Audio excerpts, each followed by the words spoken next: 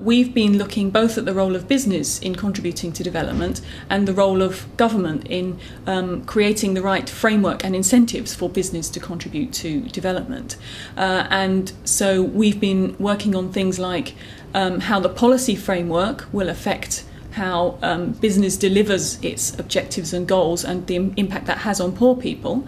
And we've compared how certain markets work across different countries and derived really clear policy lessons about what governments can do to increase and improve the impact of business on development. We've looked at how business can measure its own impact on development and communicate that. And consumers and investors are getting more and more interested in that.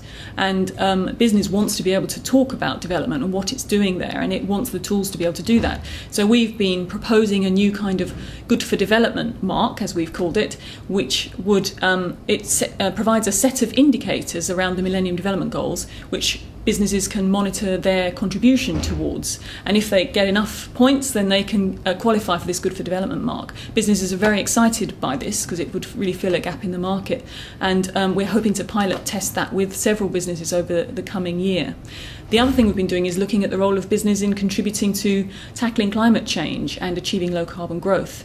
And we've looked at the policy frameworks that governments have set up and how whether or not that creates the right incentives for the private sector to undertake low carbon technologies investment, for example. And we are trying to work with governments to come up with a better framework that is much clearer and enables business to really contribute towards some of their low carbon growth objectives.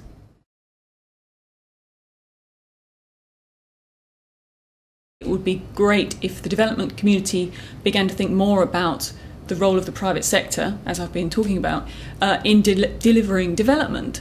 There's been so much focus on aid and the role that that can play, but in fact the private sector is by far the most important driver of growth, wealth creation, jobs, etc.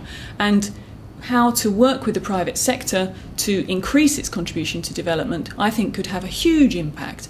And so there should be much more focus on that. And I think that's beginning to be recognised both by the development community and by business itself. And so I think we should really capitalise on that and begin to work out how we can do that even more effectively.